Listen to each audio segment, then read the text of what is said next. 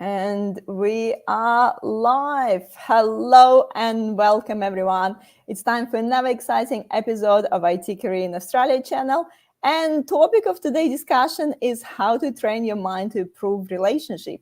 So this topic seems slightly different from our usual focus on IT career in Australia, but today's discussion is perfectly timed for Valentine's Day. So happy Valentine's Day, everyone. We're having a bit of a different topic today for the difference. Nathalie is going to share her insights from her recent 10-day meditation retreat and offer invaluable strategies to enhance relationship in any context, including crucial thing is improving relationship with yourself before extending to others. So today we're going to explore how training your mind can lead to improvements in personal as well as professional connections. So obviously, thank you so much for finding some time to join this evening. Again, happy Valentine's Day, everyone. I hope you have something planned for tonight. So don't forget to introduce yourselves in the comments. Let us know what you do and join our conversation with your questions and comments, or at least say hi. As I said, tonight it's a bit of a different topic. We're going to talk about how to train your mind to improve relationship. And before I pass it over to Nathalie to introduce herself, I just want to quickly remind you that we're streaming live on LinkedIn, Facebook, and YouTube. If you missed the stream, no worries. You can watch the replays on my YouTube channel, IT Career in Australia. And if you want to make sure you never miss the next event, join my meetup group to receive the invites. And we have face-to-face events in Melbourne as well. So also, I always encourage you to use these live streams as the opportunity to network with people in the industry. So we have a few people joining us. Dev is here. Hi, Yana. Happy Valentine's Day. James is here. Happy Valentine's Day. Rajesh, here you go. Love you. Happy Valentine's Day. So much love in air today. Thank you guys for joining. And I'm passing on to Nathalie to introduce herself, please. Hello everyone, Nathalie Heynderickx, you can call me Nat. Wasn't counting on introducing myself today, Yana, but let's do it. So, originally from Brazil, I migrated to Australia in 2006. That's where my accent comes from, if you're wondering. Some of you might have seen me here before talking to Yana in a very different capacity. Today I'm here not representing my brand. As you can see, we're talking about the experience I had on a 10 days full-on meditation retreat a few weeks ago, and how some of those insights could help you to improve your relationships in the context of work and perhaps in the context with your loved ones as well. Perfect. So exciting topic today. Nathalie is saying, hi all, happy Valentine's Day. Thank you guys for joining and thank you for your wishes. Okay. Nathalie, so I guess coming to today's topic, it's a massive topic, and I think there's so many books been written on this topic and so many podcasts. But where do we start? You know, when we're talking about improving our relationship with others, and it could be a romantic relationship or it could be a professional relationship, just a relationship with people in general. So where should we start? Yeah, it's a big question. Good question. And I should actually, do a little disclaimer here. Not supposed to be, an expert in this topic. And I think we're all learning, right? So the little disclaimer here, my sharings are based on my own experience, insights, and what I believe. So I would suggest, test yourself, experiment with, don't take my word for granted. But I think the first thing that comes to mind, Yana, in terms of improving relationships with anyone, it's first of all, we need to improve our relationships with ourselves. That's step number one. And how can we improve our relationships with ourselves? What do you think, Yana? We train our mind to do it. Well, which is true. So getting to know ourselves, so spending time with ourselves, it's so nowadays more than ever, in this digital age, we are so focused on what's happening outside, social media, work, family commitments, social events. Is all our attention is always out towards all the time, and we have very little time to focus within. I see with clients, now executive coaching clients that I work with, reflection. Sometimes just having time to reflect can be so fruitful. So yeah, getting to know ourselves, I would say that is the very first step to develop successful and healthy relationships. Yeah, that's my short answer. And I guess the next question would be, how do you do it? How you actually develop relationship with yourself? And it sounds Mm. like a bit um, sounds like a strange question. How do I develop relationship with myself? Mhm. But what's the first steps to do that? Good. Yeah. I would say having quality, as like you develop a good relationship with someone, you have quality time with that person, right? So I have a good friend of mine that she she says that every now and then when too many social events were happening, she would say, to friends, no, Saturday I have no appointment with a friend, actually was with herself.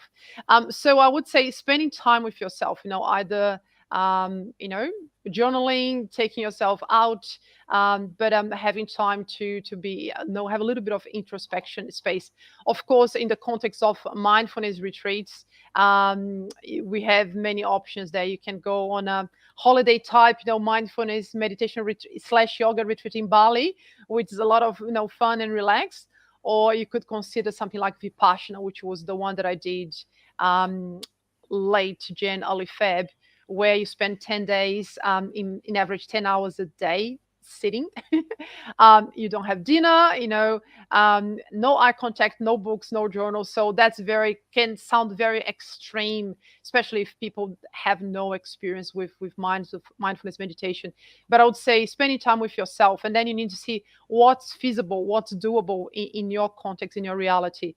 Maybe journaling, no 5 minutes a day, that's enough, of spending time with yourself.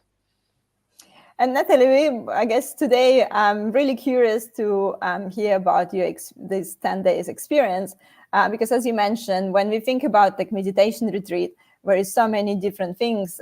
Yeah, you can go to Bali and have a acai bowl, acai bowl for breakfast, and do a bit of a yoga in the morning, and I don't know, swim Lots in of the ocean. massage. Yeah, go to the massage, yeah, and have that retreat. But it seems like Vipassana retreat is completely different experience, and it actually doesn't feel like holidays. It actually feels like training your mind, proper training your mind for 10 days. Do you want to just share with us a little bit about what it's involved? What's the routine of these 10 days?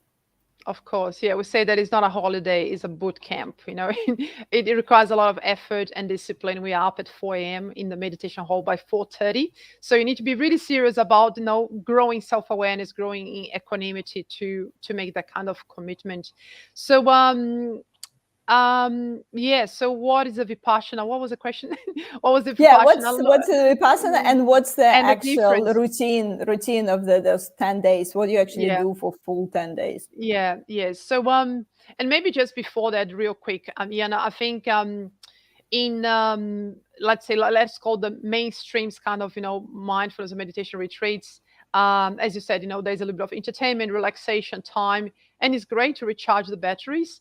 But we are not really addressing the root cause of a lot of the issues that we have, right? The challenge that we face. So Vipassana is a technique that is not acting on the conscious level of the mind. It's not just about providing you that calmness, that peaceful, blissful kind of state that you can get when you practice meditation with your app, for example. If you do practice meditation with your Headspace app, you might feel chilled for half an hour, a couple of hours. Mindfulness, Vipassana, actually, we are looking into the subconscious of the mind. So we can say that is almost like a psychomatic intervention, really. How does it look like? Well, first of all, in order to get in Vipassana, they are free. They are free of charge, so you don't pay anything. It's all run by Vipassana meditators who make donations. Over decades now. So we have Vipassana centers all around the world, in Europe, US, everywhere. There are at least 5, I think, in Australia. You need to book in a couple of months in advance because Believe me or not, funnily enough, they do book out really early. So there's a lot of crazy people like me who actually want to get stuck in a meditation center for 10 days. So you need to book in a couple of months in advance. And the routine is you make a commitment that you're staying there for 10 days. How a day looks like. So you are up at 4 a.m. with a bell, with a gong bell. By 4:30, you're supposed to be already meditating, either in the meditation hall or in your bedroom. And pretty much with the breaks for breakfast, lunch, afternoon tea, and one 60 to 90 minutes talk in the end of the day. Pretty much you're meditating the whole day. You have a couple of hours of rest here and there, but you were meditating the whole day. Yeah, and of course you manage yourself. Nobody's, running after you, but you're expected to be meditating all day. And actually, there are 3 hours throughout the day that you're expected to be in the meditation hall with your fellow meditators. So the environment is very conducive because you have all meals done for you. Of course, it's very structured. And the fact that it's noble silence, so you are not expected to talk to anyone, not allowed to talk, and even eye contact or gestures, they don't happen. So the intention of that is to really minimize any input to the conscious mind. So what happens is, if you don't have any input in your conscious mind, tada, everything that is in your subconscious mind starts to come to the surface, and you have to look into it and deal with it and process and digest. So that's how you start to get insights on your patterns.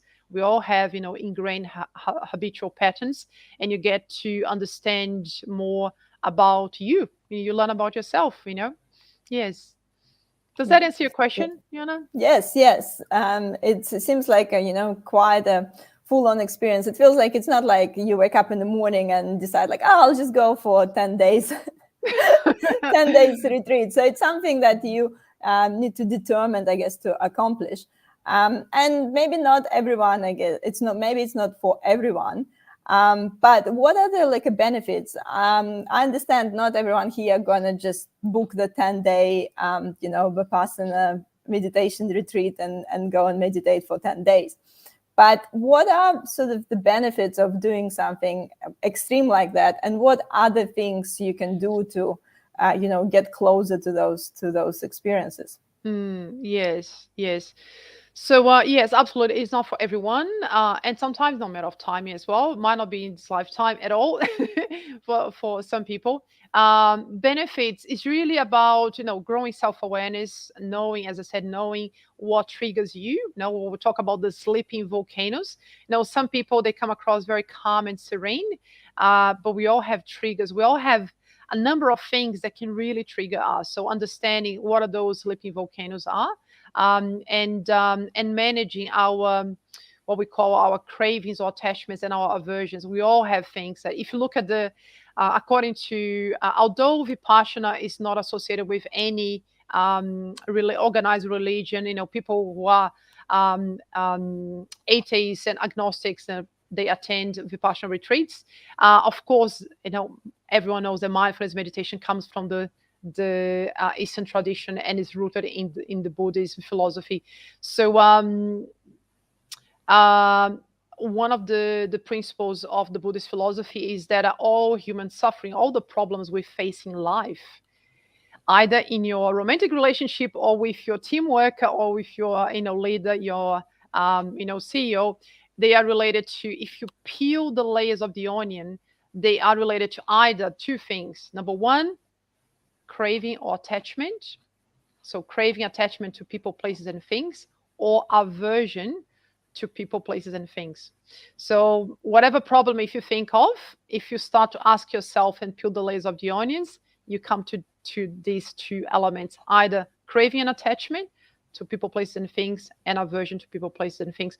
And mindfulness, specifically Vipassana, really help us to identify what we crave and have aversion for, and how we can reduce that craving and aversion.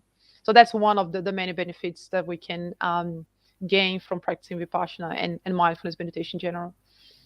Yeah, so understanding our triggers, understanding what actually triggers us, because I think especially with the conversation with the loved ones, Sometimes we get so annoyed and so like aggravated. But if we actually stop and ask ourselves why I'm like angry, what's actually triggering me, sometimes we can't even answer this question. And we think that we're angry because of the certain behavior, but in reality it comes to some more deep fears about, oh, I don't feel loved, I don't feel understood, I don't feel cared about. And we sometimes make things bigger than they are, because it's trigger those deeper thoughts in us. And I actually went to some meditation talk on this Saturday. It was a conversation about happiness, and the one quote really struck with me. If you have a problem and there is a solution, don't worry, just walk on the solution. And if you have a problem and there is no solution, don't worry, because there is no solution. So it's all about changing how you react on the situation. And instead of like just blaming the situation or trying to change the situation. So a lot of things start with that internal conversation and how you actually react on the problem. Yeah, and I mean, listening to that call that I heard before, it's what comes to my mind is now this too shall pass, which is all about impermanence, reminding ourselves that good things, enjoy, but don't get overly enthusiastic. But they will show they will pass as well, and bad things, bad events also will pass. So this too shall pass is another one that I think it's can be very useful, very versatile, and good to remind ourselves. Nathalie, I'll ask you a personal question. What do you feel when you come back from that that retreat? Do you feel that some of your relationship with other people actually improved? Did you feel like that you reacted differently, or like did something differently? And like what some things that you can implement straight away? Practical strategies. How did one, I think I mentioned in the article, I wrote an article on LinkedIn I published just a couple of days ago about the experience, because I wanted to document, to share with clients and friends. So I mentioned that I felt this time around, and this was my retreat number 5, so I've done this a number of times over the years, and this time I felt stronger, mentally and emotionally, and I felt lighter, much lighter as well. So strategies. Well, I think that the it's not something that you do. It's a byproduct of the practice. So there is nothing that I need to do differently. It's my new. It's and a friend of mine. He runs the Mr. Meditate. Thomas Just Jenica. I'm giving a shout out to Thomas. He runs a company called Mr. Meditate, and we were chatting on LinkedIn. As a result of my article, and he said, I bet you are ultra aware. And I said, Thomas, I'm 5% more equanimous, 5%. And he was like, I can see the humbleness of Mr. Goenka in you. So I think I am 5% more equanimous, because the reality is, Yana, there is so much conditioning, right? I have like 40 plus years of conditioning. So it's not like, 10 days and then I'm like semi-enlightened. But I'm definitely, 5% more equanimous. That's plenty. Yes. And I think you mentioned a quite important thing. It's not about what you start doing differently. It's about how you start the feeling. So and it's your relationship, like improving the relationship, became like a byproduct of that. I think we often learn so much about how to behave in the relationship, what we need to do, how to behave with other people, how to communicate with other people. But I think if we internally sort of, I don't know, just always wish everyone the best. I don't know, it sounds like a Buddhist, but but if your intentions is always good, if you're not trying to trick anyone to any trap, and you don't need to communicate with some manipulations. If your intention is always kind and positive, then you don't even need any techniques to to communicate to people. Yes, yes. It's called Dharma, the law, the universal law of nature. Yeah, absolutely agree. And we talk about unconditional love before we went live. Now, just before, I agree, and I think a byproduct of the practice is purifying the mind. I don't want to sound too purist, but that's what we're doing: purifying the mind from anger, envy, selfishness, jealousy, whatever those negative feelings that we don't want to admit, but we all have some tiny, every now and then, thoughts coming to our minds. So with the practice, we remove that stuff, and then what is left is the pure and loving, compassionate mind. That's what we have, I believe, underneath all that dust. Yeah. Yeah, and obviously there is, I guess, we're talking, about meditation here, but there's always a lot of scientific explanations about mindfulness, and everything we talk about now, all these triggers, it's usually come from our childhood, and it's incredible how our brain stores some memories that we can't verbalize, because some memories before we're 3 years old, it just basically stores a memory with the feelings, but not with the words, because we not able to talk before like 3 years old, and still can't verbalize it. So they're still sitting somewhere in the amygdala and not moving to your cortex. So you can't really resolve them because they're still sitting there. And people spending years in the therapy sometimes just to get those triggers removed. And I think it's, personal choice how you working through your triggers. Could it be meditation? Could it be psychology? Could it be, completely different way, immersing yourself in some hobbies? But when you're spending time with yourself, journaling and stuff, you can finally got these triggers that probably contributing of not having that perfect relationship that you always wanted with other people. Yeah, 100%. And you mentioned, neuroscience, and Daniel Goleman, who is the author of Emotional Intelligence, he was in the 70s. He was attended this same Vipassana retreat with Goenka. So, so a lot of the neuroscience now is backing up what the Buddhist psychology already knew about the mind. And I agree. There are many different ways to address. I think the not the risk, but some of the downsides with therapy, and I've done many years in the past therapy, it's that you can get lost with the analyzing, the intellectualizing, and over analyzing the wider things, and not actually addressing the root cause.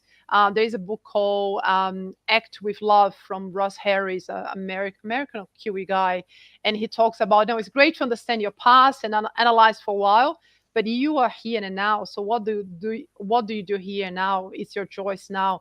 And he talks a lot about mindfulness, in the context of empowering people to act differently despite of what actually they went through in the past. Yeah. And another question is, what about some, if you find yourself in a toxic relationship, is it again about us? I'm in toxic relationship. Is it me who not stopping those relationships?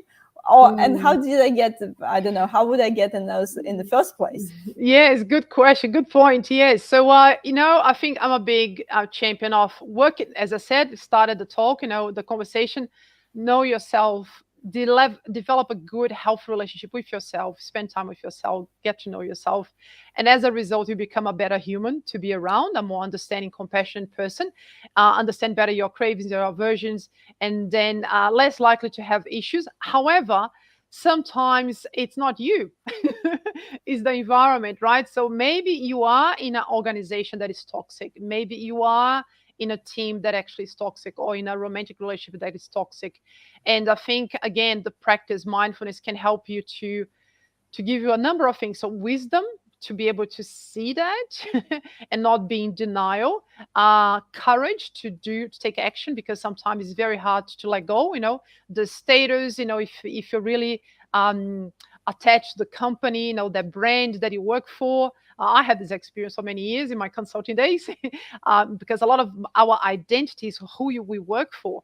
So mindfulness can help you to let go. I mean, the wisdom to see what's really happening, see things as they really are, stop the denial, courage to actually to do something differently, accept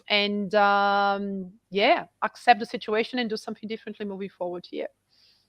Yeah, definitely. We have a few comments, Nathalie, that I quickly want to go through. Nathalie is saying, getting to know ourselves or learning to love oneself. It's so tough these days with so much distractions elsewhere. Agreed. That's why sometimes we need to remove ourselves, even if it's retreat yourself in your own home for a couple of days, and and look within. Yeah, I agree. Nandini, yes, 100%. I'm with you. So many distractions. Yes.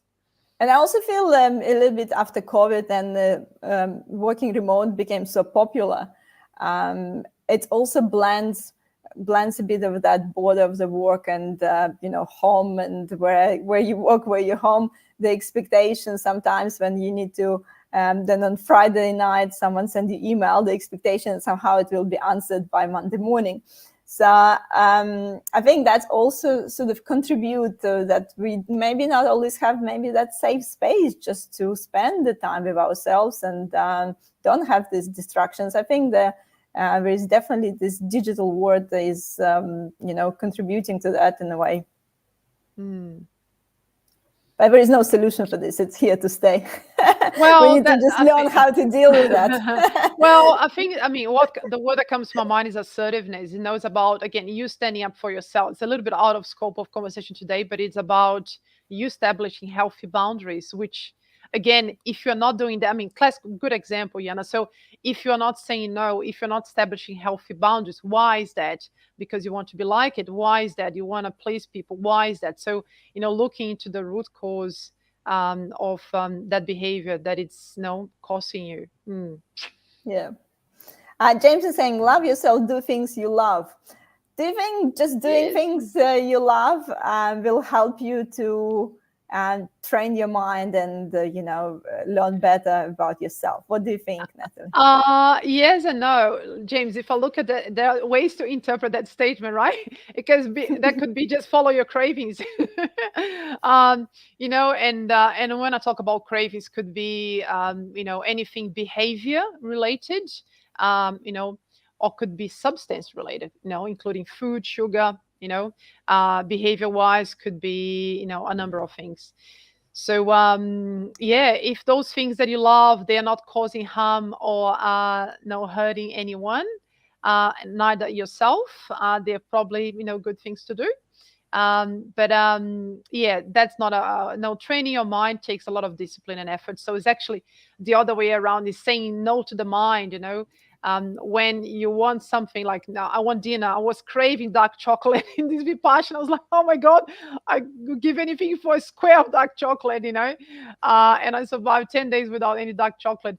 But it's actually yeah, training the mind is not giving what it wants, and then you actually, with the Vipassana technique, you see what happens in your body, the sensations, and then you are more equipped when you are in the world to have the equanimity to go like, yes, something unwanted is happening. You breathe, you stay with it, and you know that it's coming and going. Unwanted things are happening, coming and going. It's there's nothing permanent. So yeah, and the same things with the things that we crave. There was a great example on that talk I attended on Saturday when we were talking about the happiness, and it was about the external things that give us happiness, but the things that we think give us happiness, when we overload on them, they don't. So the example was like, simple example, like if you love, I don't know, donuts, like after you ate 10 of them, they not bring you happiness anymore. So if you love, I don't know, movies, after you watch 20 movies, you probably overloaded. So basically the idea behind it was, if you can overload on something, that's not true source of happiness. So that just, that craving or just maybe temporary relief.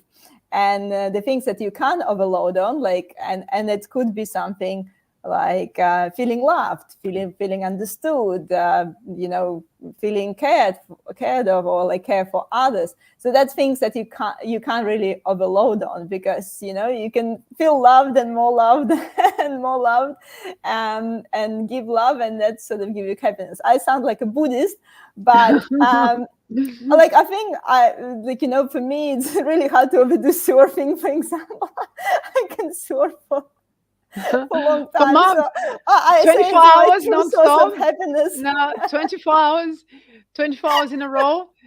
Yeah, that's a classical definition. If you can do something and like non-stop, that's actually genuine happiness. Otherwise, it's actually not. It's just the sensual desires that we are addressing. Yes. So having your favorite dessert, but if you have like 20 of those, you're gonna get sick. So that's actually not hero happiness. But even surfing, Anna, can you surf for like 20 hours in a row? No, three. I can do three. Yeah. Yes, yeah. So a few more comments. We'll just quickly go through it. Vikram saying, good to Hey, hear about Vikram, brother. Vipassana.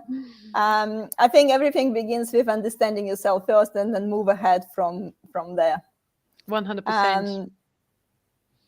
James is saying, if you are comfortable with who you are, talking to us will be easier. True. And Absolutely. then he's not allowing to talk for 10 days sounds fun for introverts. I know. Yes.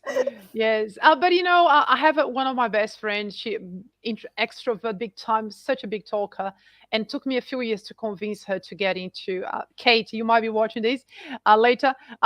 Took me a few years to get her to Vipassana, and she didn't. She loved it, and she became a champion. She was inviting me to do top ups. We do three. You can do 3 days top up after you do a 10 days course, and she loved it. So even extroverts, because you realize when you go 10 days without talking how much energy it takes from us to interact and to talk, even for extroverts. So yeah, it's a remarkable experience for anyone who you know is willing to do, maybe As more we perhaps in talk, future. as more I'm convinced that I need to go. I'm biased. No, I'm totally biased. I think every human should do at least once in life. Is yeah, it's transforming. It's very transforming. Yeah, it's a life-changing experience. Yeah. Mm. I think even like not talking for 10 days already will do a thing for me. Mm. James saying, with the toxic relationship, people are attracted to those as a form of punishment or the feeling that they don't deserve better. Yeah, well, I mean, there's so much that I could go in there, but I think toxic relationships, why do we allow ourselves to be in those in the first place? So that's what we need to address, right? Because number one, are we identified that we are in toxic relationships or toxic organizations, for example, and why do we allow ourselves to be there and not remove ourselves? Because there are so many options, right? So those are probably question that we need to ask. And then we can analyze intellectually and think, I know the reasons, but that's not enough because we are literally addicted to the feeling that sometimes, anyway, we could go on. We can be addicted to the feeling that we have being that toxic relationship or the toxic organization because they're giving something to us and we are literally addicted. We crave that a sensation, feeling, neurochemical, whatever that is. So increasing equanimity so we are not so dependent on that neurochemistry, that dopamine or adrenaline, whatever that is. That's what can help us to get out of that situation, because one thing is knowing intellectually that we shouldn't be there. Another thing is having the strength, the courage, the wisdom to get ourselves out. Does that make sense, Jana? Because I'm talking off the cuff totally here. Yeah. I hope it's making sense for people who are listening. James, I hope that makes sense. And I think, unfortunately, I think a lot of time it's a fear-driven situation as well. People do stay in a toxic relationship because they fear, what if I won't find anything better? What if I leave, it will be worse? What if, or even actual fear, what if I leave and that person will try to do something bad to me? I think there's a lot of connection with the fear when it comes to toxic relationship, but even with organization, I think you mentioned before, being that attached to the brand and scared that you won't get a better job elsewhere, or you get the worst colleagues. So I don't know, I think a lot of these things can come from the fear place as well. Yeah, and you mentioned the amygdala before, yeah, and I know the birthplace, or the place of the amygdala and the reptilian brain, really where all that survival, because it's part of our survival instinct, trying to keep us safe. And Vipassana mindfulness meditation really help us to develop the prefrontal cortex. So you literally get more, according to research, you get more gray matter. So your executive part of the brain is actually expanded, and that's why you have better capacity to make logical and better decisions, and overcome that fear. Mm. Yes, yes. We're trying to wrap up a bit earlier today so that everyone can go and enjoy Valentine's Day. Just last comment here from Vikram. Do the hard things first. Mind has its way to deviate us. Discipline is also much needed. We need to have guardrails because too much food is also harmful to us. Yes, yes, yes. And in the retreats, when you were after you do one course, like I've done five. So after the first course, you are called the old student, which means that you don't have dinner. So all the newbies, they have, fruit salad for afternoon, tea, and we don't. We just have, lemonade, lemon water, lemon tea, and that's great for meditation. So the quality of your mindfulness practice with less food is much better. But I'm talking about advanced stuff. I shouldn't be talking about these things here because I'm going to scare everyone. No, no food either. Seriously. But yeah, I agree, Vikran. Yeah, too much food is definitely yeah, can be harmful as well in the Um, context of meditation. There was a great quote about discipline before. It was something about look for freedom and find nothing. Look for discipline and find your liberty. I like that. Never heard that one. Yeah, no, thank you. Yeah. Need to put on the show notes later. I Yes, like yeah, it. yeah. I'll find that one. But yeah, it's basically that you want the feeling of freedom, but once you actually stick to discipline, you will find it. Mm, I love that. Where That we that's think about the profound. discipline as something opposite to freedom. Mm, love that. Very profound. Yes, yeah.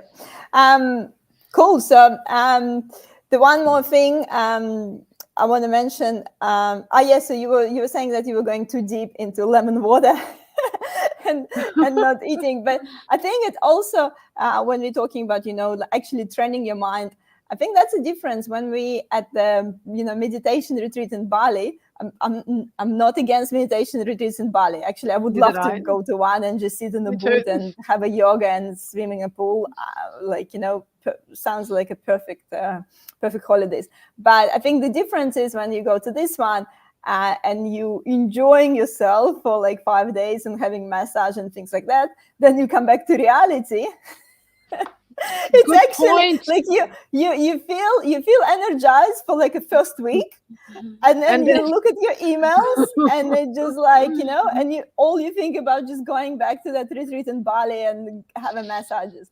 But when mm, from what you're saying, mm, Natalie, when you go to 10 mm. days of no eating, no talking, no eye contact, and like kind of the mind deprivation, that's when you come back to reality, you realize that those experiences Mm. is No, you can celebrate. Yeah, well, thank you, and I'm happy these are like. I hope these kind of insights are coming across to people. It's true.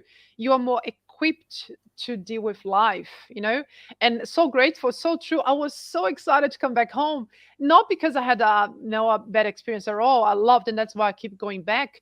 But because I think you appreciate so much more what we have, especially knowing. In Australia, we're so lucky, regardless of what you do, where you live. So yeah, definitely, more gratitude, genuine appreciation for what we have already, which is so much. Yes, and more, we are more equipped to deal with challenges in life, because you face so many challenges, and you dealt with those inconvenience of not having your favorite food, not being able to communicate, and so many things. So when you go back to our real world, those challenges that we face, they are way more manageable. definitely. And problems not gonna disappear. We all know once you solve one problem, Exactly. there is Yeah. another problem. And once you solve another problem, there's another problem. And it's always something going on. And so it's you if you're thinking about it, you'll have a life without the problems.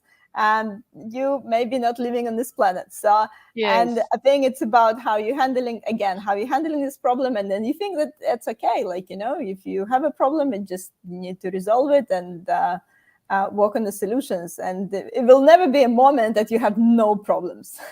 If you're a human being on planet Earth, right? And nothing wrong with escaping to Ubud. I love Ubud. Can't wait to go back. But that's not realistic ongoing, right? The Ubud lifestyle. I mean, it is for some people, but anyhow.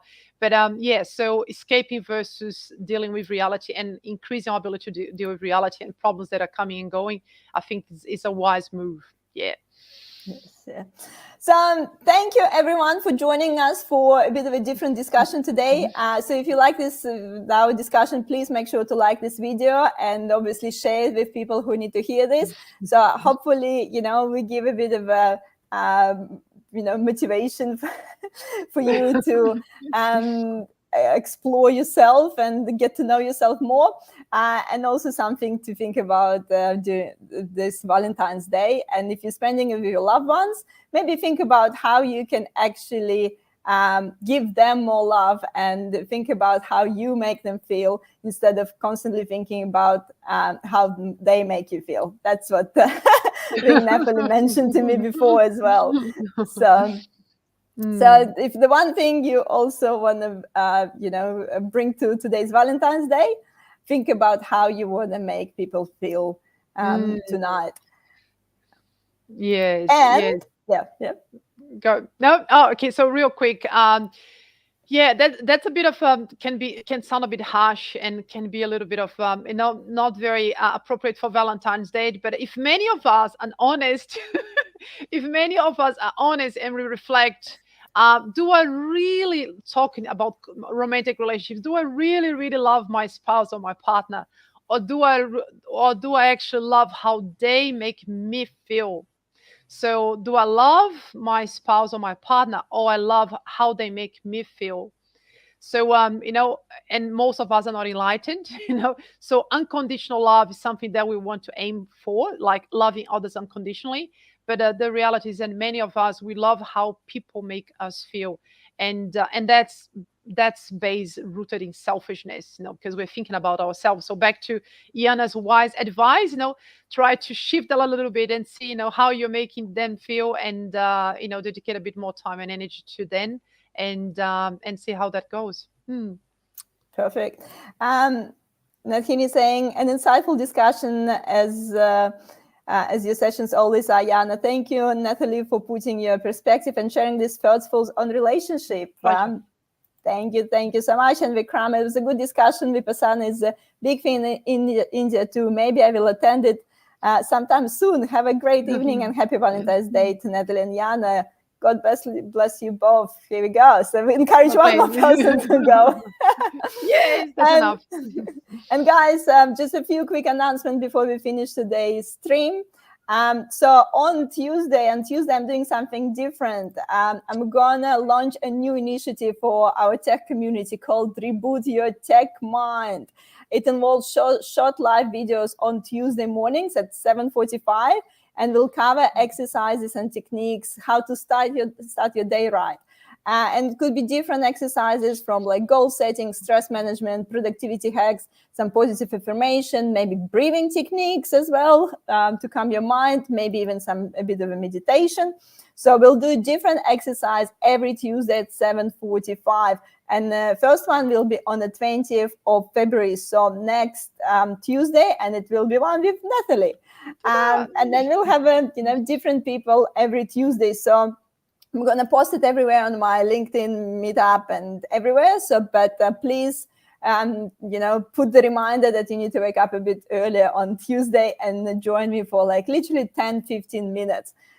So I hope that we can create some positive habits together.